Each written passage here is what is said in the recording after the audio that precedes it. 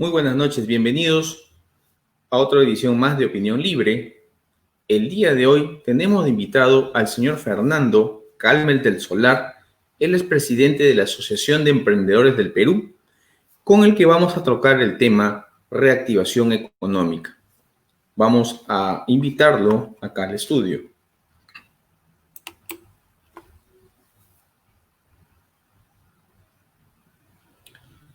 Bienvenido, Fernando. Julio, gracias por la oportunidad de poder estar con ustedes. ¿Cómo está la situación por Lima? Bueno, igual crítica como desgraciadamente en todo el país, con más frío, pero acá tratando de salir todos adelante y apoyando a todos los que se pueda. Bueno, el día de hoy vamos a empezar el tema de reactivación, pero con un dato bastante preocupante y ya se veía venir, de acuerdo a algunas declaraciones de medios como Deutsche Welle, entre otros, esta caída tan brusca del PBI. En el primer trimestre tendríamos una caída de menos 3.5%. En este segundo trimestre, el dato oficial del INEI que ha publicado es menos 30.2% de caída. Y en cuanto a exportaciones, del primer trimestre hemos tenido menos 6.2 y ahorita estamos en menos 40.3. Aparentemente, no seríamos un país con una facilidad para reactivarnos económicamente. ¿Cómo están las cosas dentro del gremio de los emprendedores? ¿Qué tanto les ha afectado a nivel de gremio nacional? A ver, es súper complejo porque las cifras a las cuales hacen referencia todas las publicaciones y el INEI habla de la economía formal. Normalmente la economía informal mueve alrededor de un 40% adicional. O sea, si el PIB peruano es 140 en total, de toda la economía que se mueve de manera informal.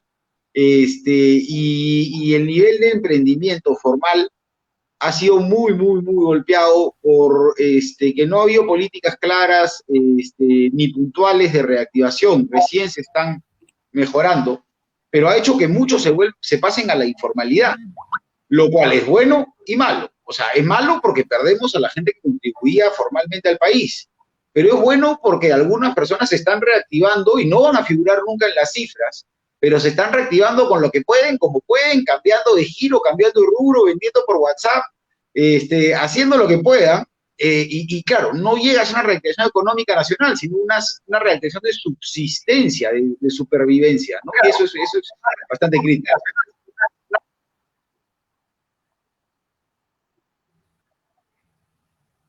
Dime una cosa, reactiva, que vamos ya por la segunda etapa de los 30.000 millones que se aprobaron, empezaron pues con el decreto supremo 044, ¿están funcionando para los emprendedores, para lo que tú me estás diciendo, los microemprendedores? Porque, bueno, la gran prensa pues anuncia que sí está funcionando, el gobierno ha salido a decir que le estamos dando al microempresario, que no solamente a la gran empresa. ¿Es cierto o no? ¿O estamos en un cuento chino? Cuéntanos. Es un cuento chino. O sea, el Reactiva y el FAEMITE, claro, si tú ves la estadística, dicen el 95% de los créditos Reactivas se han encajado a la micro y pequeña empresa. Claro, eso es cierto. Pero tú tienes que tomar en consideración de que el 99.5% de las empresas del país son micro y pequeñas empresas formales. Entonces, si tú te pones a analizar la cantidad, Reactiva ha llegado casi al 70% de las grandes y medianas empresas.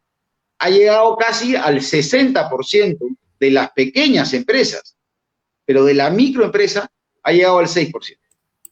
Entonces, ¿de qué estamos hablando, no? O sea, hay un hueco muy grande, porque el programa estuvo mal diseñado desde el principio.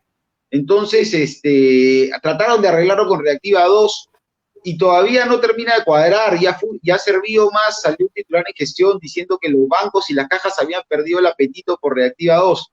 Claro, porque ya todos sus clientes les encajaron el Reactiva, aseguraron sus créditos, ya el banco no tiene ningún riesgo porque ya cubrió todos los préstamos que tenía, y ahora los que nunca estuvieron dentro del sistema financiero peruano, porque las tasas de interés son atroces y abismales, ahora se ven perjudicados, ¿no? Y no se trata de un tema de informalidad, acá estamos hablando de cifras de empresas que son formales.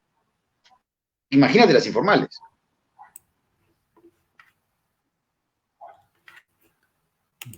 Definitivamente un panorama no muy alentador.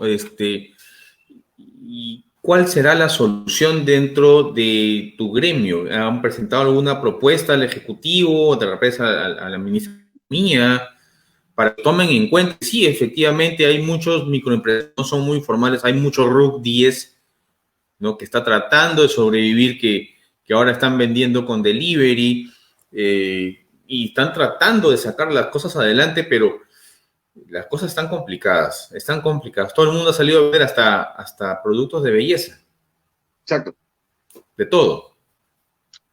Sí, está súper crítico, ¿no? A ver, el RUC 10 es una empresa, es persona natural con negocio, es una cosa que no debería existir, porque en verdad es una empresa individual de responsabilidad limitada. Es una empresa, lo que pasa es que se discrimina por tener RUC 10. Y eso es simplemente porque los notarios no le da la gana de dejar que se puedan constituir las empresas EIRLs gratuitamente el mismo día, como se hace en todo el resto de Latinoamérica. Entonces te denominan persona natural con negocio, que lo sacas en la SUNAT el mismo día y tienes tu RUC 10. Y eso genera una discriminación de arranque. Y hay 2 millones de personas que tienen empresas, no recibo honorario, giran factura con RUC 10 en el Perú. 2 millones. Entonces, desde el día 1, desde la Asociación de Emprendedores del Perú, junto con los otros gremios nacionales con los que conversamos, hicimos varios planteamientos al mes. El primero, más simple, no se puede calificar a una micro y pequeña empresa por el promedio de ventas anual, porque una micro y pequeña empresa tiene ventas temporales, entonces tiene meses que vende mucho y meses que vende muy poco. Cuando tú sacas el promedio, lo que le vas a dar no le sirve ni para cuando tiene mucho ni para cuando tiene poco. Entonces, desde ahí dijimos, no se puede valorar de esa manera. El status quo de la microempresa, desgraciadamente, es cliente con problemas potenciales, porque te retrasas 8 días en pagarle al banco y ya tienes problemas potenciales, claro, y a ti se te demoran 30, 60, 90, 120 días en pagarte tus clientes, entonces, obviamente vas a estar con problemas potenciales, ¿no? Entonces, eso lo dijimos desde abril, que había que sacar un bono especial para las personas que quieran recibo por honorario. Y desgraciadamente ha caído el saco roto. Últimamente, ya tratando de solucionar un poco digamos, este programa que no llega a quien tiene que llegar, le hemos sugerido al Banco Central de Reserva, junto con las cajas y las cooperativas de ahorro y crédito que conocen al microempresario peruano, al emprendedor peruano, que haga la subasta por lo menos a una tasa de 6%, para que ellos puedan encajar a 8% y cubran sus gastos operativos que son mayores a los de los bancos. Entonces, hay propuestas, hemos llevado muchísimas, no nos vamos a cansar, vamos a seguir molestando, vamos a seguir fregando, vamos a seguir proponiendo, porque lo que buscamos nosotros es llevar lo que está pasando en la realidad de muchísimos sectores, porque en la Asociación de Emprendedores del Perú tenemos comercio, servicios, manufactura, agro, pesca. Entonces, y tenemos desde microemprendedores que están empezando hace un mes de repente en plena pandemia, hasta emprendedores que tienen 10 años haciendo varias empresas y ya tienen fortunas. Entonces, esa es la ventaja que nosotros tenemos como gremio, que tratamos de articular entre todos los sectores para llevar propuestas complementarias y que se puedan concretar. Dime una cosa, si el Ejecutivo no te hace caso o de repente escucha, te atiende, te sirve el cafecito, el té, y deja tu expediente ahí en la cola, como buenos burócratas que existen en nuestro país, porque para eso sí somos muy buenos. ¿El Congreso te está haciendo caso? ¿Estás presentando alguna propuesta al Congreso, a la Comisión de repente Economía? No lo sé, ¿no? ¿Qué pasa por ahí? Mira, sí, claro, o sea, tenemos una muy buena relación con el ministro de Producción, con José Antonio Salardi. Ha sido un gran cambio en ese gabinete, el hecho de que él entre, está apoyando muchísimo, y con el Congreso también, con las distintas bancadas de los congresistas de distintas provincias. O sea, de Lima, de Junín, de Trujillo, del FREPAP, de APP, de AP, del Partido Morado, de Fuerza Popular. Nosotros no nos casamos con nadie, nosotros trabajamos con un hashtag que siempre usamos, que es sin bandera política. Lo que buscamos es que las propuestas que vienen de nuestros emprendedores y de otros gremios nacionales que de repente no tienen la capacidad de exposición que llegamos a tener nosotros, poder llevárselas a ellos para que se den. El problema con el Congreso ahora es que está demasiado proactivo. Entonces, tú le das una propuesta y ellos quieren mejorarla, y al mejorarla algunos otros congresistas la malogran y acaban sacando cosas que son muy populistas. O sea, uno dice, oye, la MIPE necesita crédito, y ellos lo convierten en no, la MIPE necesita que le regalen el crédito. Y eso tampoco se trata, porque vivimos en una economía de libre mercado, y si se cae un pedazo de la rueda, nos caemos todos. Digamos que el Congreso está muy populista porque obviamente estamos a puertas de una campaña electoral. Obviamente, ¿quién no quiere que su candidato sea el presidente, no? Es un riesgo muy alto que vamos a pagar. Y ahí, pues, te voy a hacer una pregunta básicamente coyuntural. ¿Qué opinas de este proyecto de las ONP? Del dar el dinero de la ONP, que es un colectivo, no es una cuenta individual. Ojo, es un fondo colectivo de personas que ponen para que le den a un jubilado. O sea, no es que sea mi plata, es un fondo, no tiene nada que ver con una cuenta individual. ¿Qué opinión te merece eso? Mira, de la ONP se viene hablando hace 20 años, 15 años, nadie ha querido hacer nada. La ONP es un esquema piramidal peor que el de CLAE, donde el gobierno tiene que inyectar plata. Está mal, hay que modificarlo. Y en cualquier otra circunstancia te diría que está pésimo que el Congreso se meta a legislar, y sigue estando pésimo, el Congreso se meta a legislar en temas de fiscales que no le incumben, no son sus competencias. El problema es que ahorita hay una necesidad urgente de plata por las personas. Entonces, si el gobierno con sus famosos bonos no está llegando, si es que no está llegando el Reactiva, no está llegando el FAENIP, las personas están saliendo a las calles a trabajar como sea. Ahora, me sigue pareciendo mal, pero creo que dentro de todo lo malo que puede ser, va a ser un alivio para un montón de personas. Recibir 4.200 soles les puede ser la diferencia entre sobrevivir y comprar el balón de oxígeno que no le está dando el gobierno, entre no tener que salir al mercado a seguir vendiéndola, a hacer reventa de lo que compra adentro 3 cuadras más afuera. O sea, la realidad del país está muy, muy crítica. Entonces, si el gobierno no quiere dar la ONP, hay maneras mucho más fáciles que el gobierno puede haber dado los bonos. O sea, todo el mundo, o la gran mayoría del Perú, tiene un servicio de electricidad o tiene una línea de teléfono. Entonces es fácil contactar y haces un registro de cada medidor de electricidad y ahí listo está la plata. O los ayudas con este bono eléctrico, pero lo amplías. O sea, hay mucho mejores maneras, pero en vista de que la plata no existe, porque no has podido trabajar, la plata se ha desaparecido. Y estamos hablando de personas que vivían del día a día, no tenían muchos ahorros, y los pocos ahorros se los han consumido. Entonces ahora hay una desesperación, y el Congreso, populistamente, está respondiendo a ello. Y le va a traer muchos réditos y de repente mucho daño a la economía fiscal nacional, seguro. Pero ahorita hay una necesidad urgente de plata para poder tener lo básico.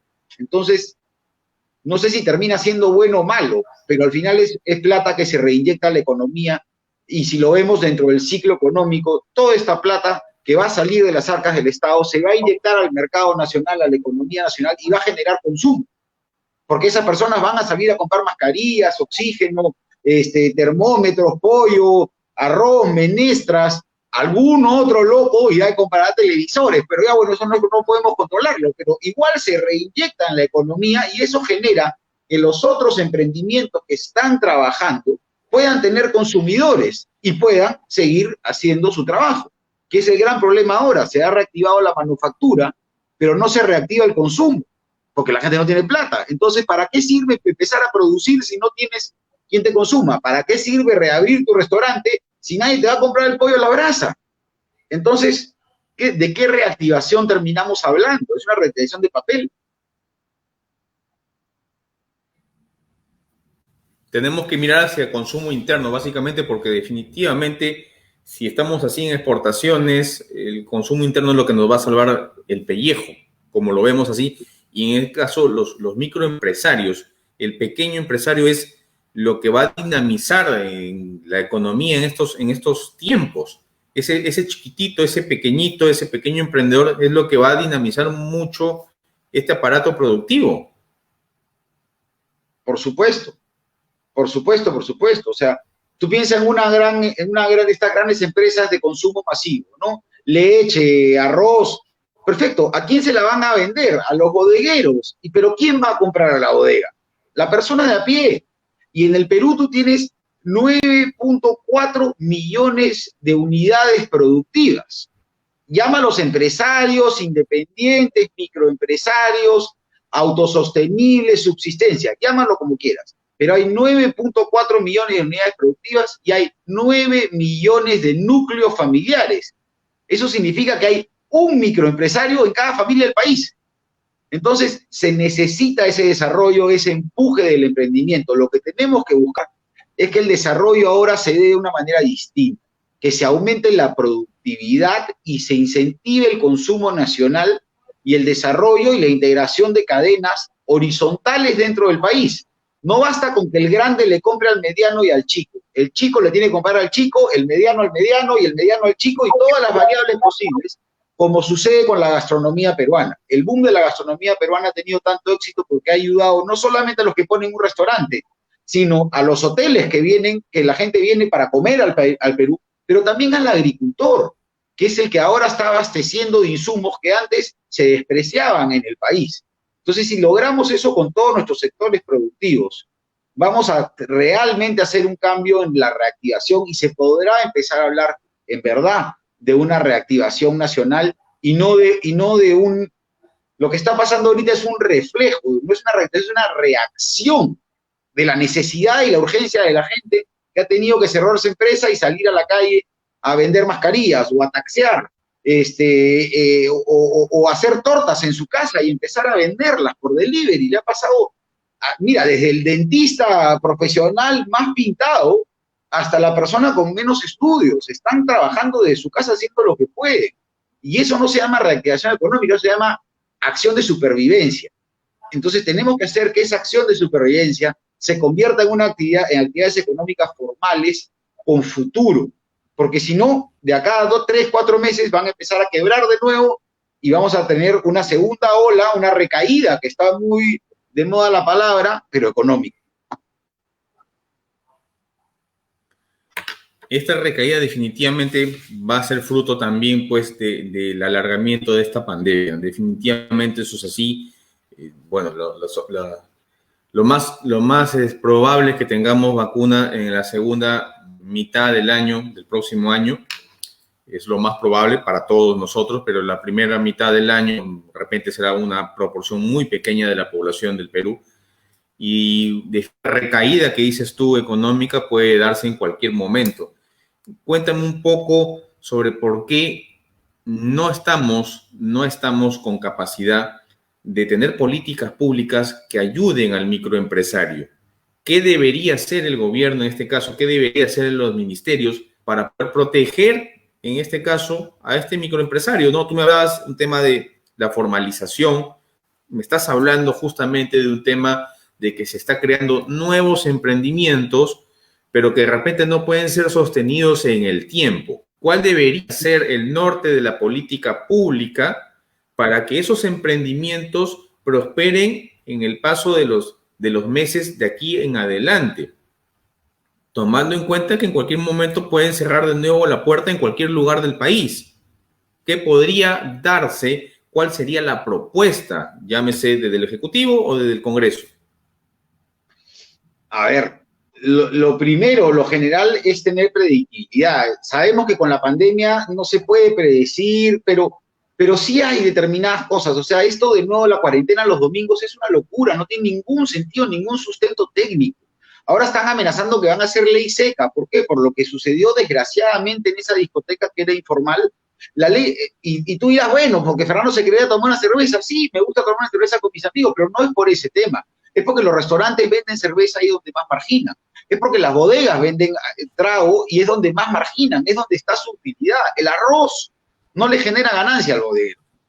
Entonces, no es porque Bacus le interese, que es el monopolio peruano, desgraciadamente, sino porque hay unas otras personas. Entonces, primero hay que tener la mayor predictibilidad posible. Segundo, dejar de tratar al país como si fuésemos todos igual. La pandemia ha demostrado que las regiones reaccionan distinto. Cada quien tiene una idiosincrasia y una manera de trabajar, y no estoy hablando social, sino económica. La micro y pequeña empresa, no se puede seguir tratando a la microempresa, a la MIPE, como si todos fuésemos iguales. Dentro del sector textil, tú tienes 15 o 16 subsectores distintos. Confeccionista, bordador, el que hace estampados, el que pone botones, el que corta la tela. O sea, cada quien tiene... Entonces, no se pueden hacer, y ese es el problema que ha tenido siempre el Estado, como no conoce la realidad de la micro y pequeña empresa, cree que operamos igual que la gran empresa. Entonces, si tú eres manufactura, tienes que ser igual a la gran empresa tal. Y no, nuestra operación no es así, nuestra operación a veces es, muchas veces netamente familiar,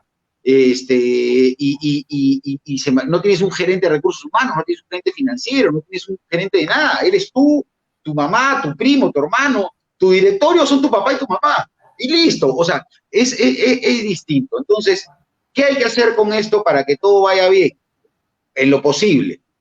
El gobierno tiene que encargarse de hacer transferencia de información y tecnología. Tiene que marcar las sendas de cuáles son los caminos viables para el desarrollo. No podemos los emprendedores estar a la deriva y tratar de hacer, por ejemplo, un caso clarísimo. La pastelería San Antonio en Lima se convirtió en minimarket. Ahora hasta las discotecas se convierten en minimarket. Todo el mundo se convierte en minimarket. Pero ¿cuántos minimarkets pueden haber en una cuadra? O sea, ¿cuántos pueden sobrevivir al mismo tiempo, además de tu ya clásica oferta de bodegueros? Nada. Entonces empiezan a pelear por márgenes absurdos, y al final todos terminan perdiendo. ¿Pero por qué lo hace la gente? Porque se publica y todo el mundo cree que es una muy buena idea sin estudiar el mercado. Y no tenemos capacidades, porque no puedes contratar a la gran empresa encuestadora para que te haga un estudio de mercado. Eso lo tendría que hacer el Estado por sus ciudadanos, desde el Ministerio de Economía, el Ministerio de Producción, y decir, señores, en la región Lambayeque es importante empezar a aprovechar los recursos que tenemos acá, allá y allá. Aprovechar la migración que ha habido de las personas que han salido de las ciudades y han regresado a sus pueblos de origen, para que ahí empiecen a desarrollar emprendimientos que sean sostenibles dentro de sus regiones y que puedan integrarse a esta cadena que te decía, cadena horizontal productiva. Entonces, el rol del Estado ahorita, en vez de ser un papá que te cuida y te dice no hagas, si hagas, no hagas, te tiene que dar la información y decirte, toma, acá está, yo te voy a apoyar, te voy a dar, estas son las reglas, acá tienes tu manual, tu información, anda para adelante, te voy a apoyar, ¿no? Voy a tomar una palabra que acabas de decir, monopolio. ¿Y por qué la voy a tomar? Porque justamente antes de la pandemia hay un producto muy conocido en agricultura que es el maíz amarillo duro aquí en Lambayeque. Y se hizo un estudio a nivel de la gerencia de agricultura donde se veía que la demanda de este producto era muy alta y la producción no cubría esa demanda, la producción era insuficiente. Pero no se fomentaba porque habían de repente otros intereses de por medio, temas de repente de estacionalidad. Y si yo tomo en cuenta lo que acaba de decir de monopolios, y lo hemos vivido con el tema de las cadenas de farmacias, ya eso ha sido público. Bueno, Bacus siempre hemos sabido que ha sido hegemónico, tiene casi si no miento, el 99% del mercado cervecero del país, desde Bacus, eliminó toda su competencia. Y la Constitución te habla que no debe haber monopolios, hay leyes antimonopolios, pero es letra muerta.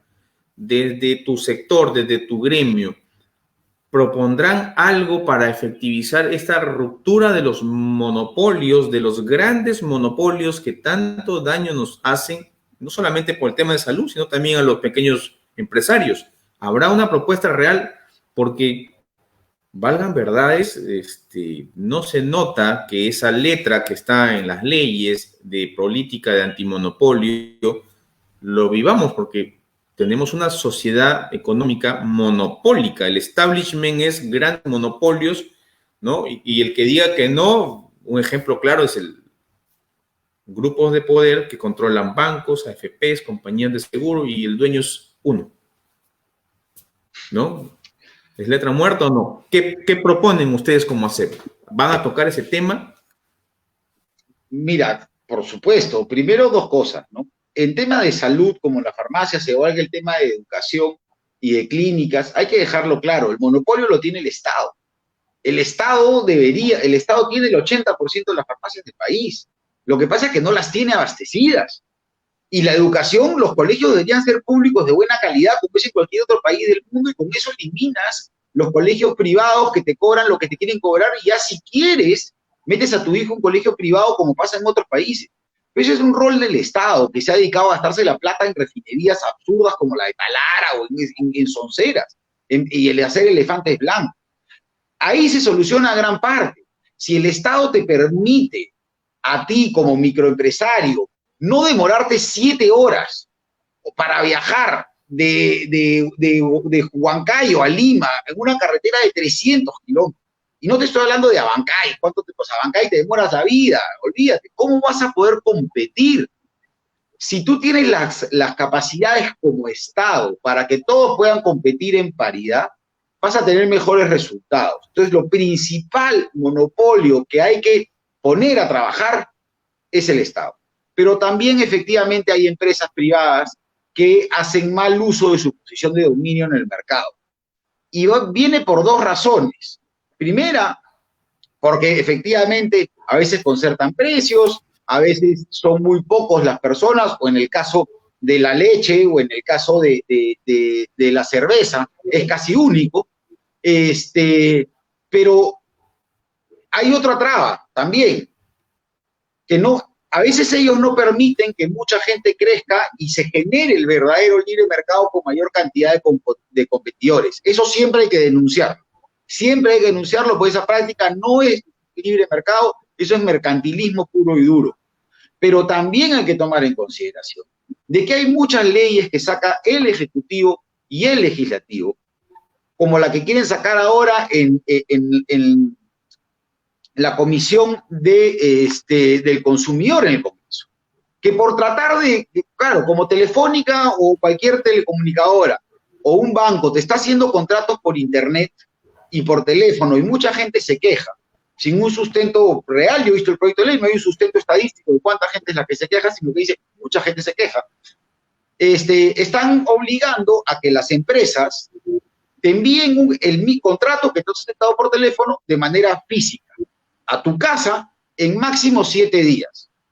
Claro, suena razonable, Telefónica, el Banco X, Claro, suena razonable, pero la ley va a ser igual para todos, porque la ley tiene que ser igual para todos. Entonces, ¿qué pasa con el pequeño microempresario que te ha vendido por WhatsApp o por Facebook o por Internet, te acaba de vender un producto a ti?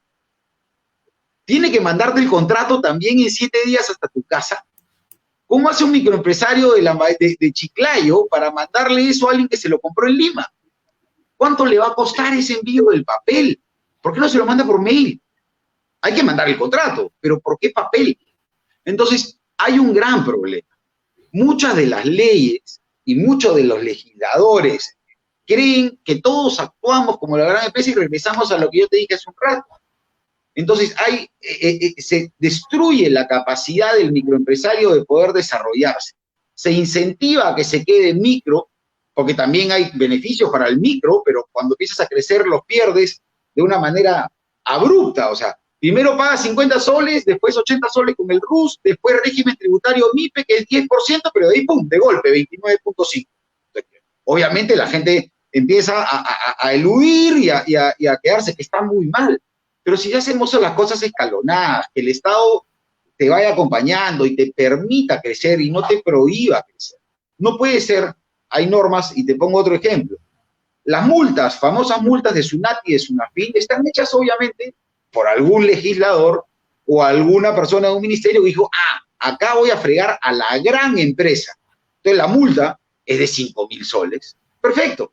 pero a un microempresario le cae 5.000 soles y ese puede ser la diferencia entre vivir y no vivir un mes, o 2, o 3, pero la multa es igual, ¿no? Entonces, por eso cuando se habla de monopolios, efectivamente hay un mercantilismo en las grandes empresas que peleamos y combatimos siempre contra él.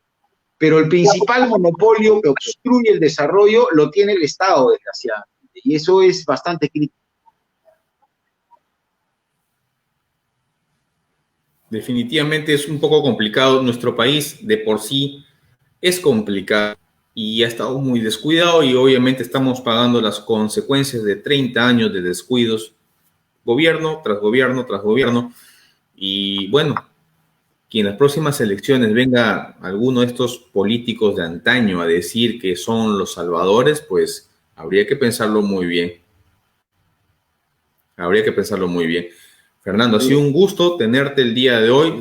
Vemos que no es una tarea fácil ayudar a la microempresa. Esperemos que las propuestas que ustedes lancen desde la SEP puedan ser escuchadas y no tan manipuladas o modificadas por efectos de este clima electorero que puede complicar las cosas más que ayudar. Esperamos tenerte más bien en otra oportunidad por acá. Ha sido un gusto contar contigo. No, Julio, muchísimas gracias a ti. Vamos a seguir en la lucha. Como te comenté antes de empezar la entrevista, el próximo viernes voy a estar ahí por Chiclayo. Estoy recorriendo el país precisamente para escuchar a todos los microempresarios y poder hacer desde la base de los emprendedores peruanos lo mejor que podamos todos juntos para el país. Porque de esto no se trata de hacer, no se trata no, se trata de o todos o ninguno. Y entonces mejor empecemos a trabajar todos juntos. ¿Cómo puede ser un microempresario que pueda estar siguiendo esta red para contactarlos a ustedes? ¿Aquí en Lambayeque tienen algún representante o todavía no tienen una base de representación de la SEP aquí en la región? A ver, mira, lo primero es vía digital, la página web en www.acep.pe, ahí nos pueden encontrar, ver toda la información. Todavía no tenemos un representante en Lambayeque, es parte de las metas que teníamos este año, desgraciadamente la pandemia lo ha frenado, por eso es un poco el viaje que también estoy haciendo, encontrar quiénes personas nos pueden ayudar a, sobre todo, encontrar el sentir y las necesidades de los emprendedores para que, desde el otro lado, porque hoy hemos hablado casi todo de política, la Asociación de Emprendedores del Perú también apoya muchísimo al desarrollo de los emprendedores. Y, por ejemplo, tenemos unos programas los lunes gratuitos, que son lunes digitales, para que la gente pueda aprender, poder convertirse a los temas digitales y muchas cosas más educativas que hacemos en paralelo a la política para apoyar a todos los emprendedores del país. Pero nuestra meta era este año, desgraciadamente lo tenemos que poner al próximo año, tener ya un representante en cada una de las regiones del país. Muy bien, Fernando. Ha sido un placer estar contigo el día de hoy. Muchas gracias. Gracias a ti, Julio. Muchísimas gracias. Estamos conversando.